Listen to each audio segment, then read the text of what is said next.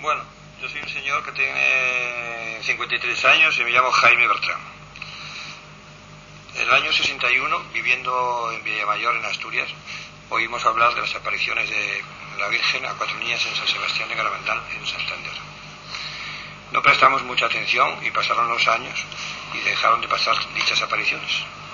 Luego, poco a poco, en el ánimo de mi mujer fue entrando aquello de las apariciones y fue teniendo una gran fe en las apariciones que allí habían ocurrido y en los milagros o hechos inexplicables que allí ocurrieron y siguieron ocurriendo en sucesivos tiempos.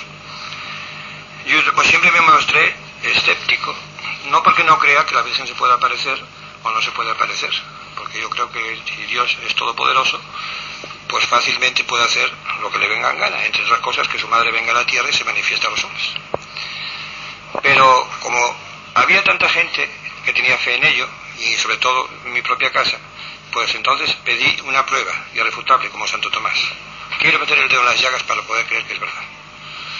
Y yo, desde hace unos 18 años aproximadamente, entre 15 y 18 años, pues perdí la vista. Tanto es así que de un ojo no veo nada y del otro no tengo más que una pequeña luz, que veo obstáculos borrosos y no veo más. Entonces pedí a la Virgen que si era verdad sus apariciones en Garabandal, pues que me permitiera ver, aunque no fuera más que por unos minutos. Y esa fue la petición que le hice para comprobar y manifestar y afirmar mi fe en aquellas apariciones. Bueno, el caso es que pasado el tiempo, yo hasta me había olvidado de aquella petición que había pedido, aquella confirmación. Y en una ocasión, era el 13 de junio del año 1973, día de San Antonio, subí a Garabandal en coche con un hijo mío llamado Marcial, otra hija mía llamada María Dolores, un amigo llamado extranjero que se llamaba Joseph Bartz, y yo, y fuimos a San Sebastián de Garabandal. Allí, como había muchísima gente, entre ellos había una peregrinación de norteamericanos, pues tuvimos que alojarnos en casa de una señora que alquilaba camas, que se llamaba Cándida, una mujer del pueblo con una casa antigua, más o menos cómodos, pero alojados.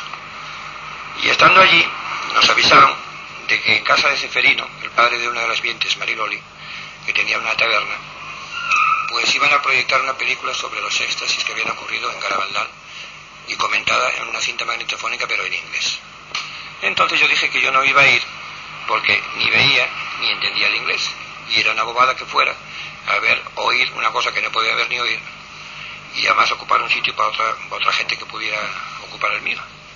Pero por 3 veces repitieron la existencia, insistieron en que yo fuera a ver aquello. Y fui. Cuando llegué estaba la sala completamente llena de gente. Y me quedé en la puerta, apoyado sobre la puerta simplemente, de pie. Y con la cabeza baja, porque miré hacia la pantalla y no vi más que una pequeña luz que resplandecía. Y no distinguía figuras ni nada de ninguna especie. Y me quedé con la mirada mirando hacia el suelo. Pero en el trayecto de la proyección y en el trayecto de la manifestación de la cinta, como de inglés entendía algo, porque en mi casa mi mujer habla inglés y algunos chicos hablaban inglés y iba mucha gente que hablaba inglés y me quedaba algo del hablar el inglés, oí en la cinta que decía éxtasis Conchita y entonces instintivamente levanté la vista y cuál no sería mi sorpresa cuando miro para la pantalla y veo perfectamente a la imagen de Conchita y no de una manera así más o menos imperfecta, sino perfectamente, porque le veía hasta las pestañas de los ojos, cómo salía del éxtasis, cómo pestañeaba, el blanco de los ojos, las pupilas, la perfección, toda completamente como se ve normalmente. Yo me quedé un poco extrañado y así también un poco impresionado por dentro, pero callé la boca y no dije nada de nadie. Y volví a bajar los ojos porque desde el momento que desapareció en la pantalla la proyección del éxtasis de Conchita, yo dejé de ver otra vez. Entonces, transcurrido un tiempo, oí otra vez por la cinta que decían éxtasis de Mariloli. Y entonces volví a levantar la vista y me volvió a pasar lo mismo. Empecé a ver otra vez a Mariloli en el éxtasis, salir del éxtasis, sus ojos, su pestañeo, sus movimientos, todo perfectamente. Y al pasar este pasaje de la película, pues también volví a dejar de ver. Y volví otra vez a callar la boca y volví otra vez a mirar hacia el suelo. Pero de repente oí hablar del padre Luis María Andreu, que como sabéis fue un sacerdote que murió en Garabandal de felicidad a contemplar la imagen de la Virgen. Y entonces, pues volvió otra vez a ver la realidad del Padre María Andreu, representado en la pantalla con toda perfección. Y una vez que pasó el pasaje este de la cinta, de la película, pues volvió otra vez a dejarle ver. Y una vez fuera de todo esto, pues al salir a la calle, cuando nos íbamos a casa, lo comenté con los que venían conmigo.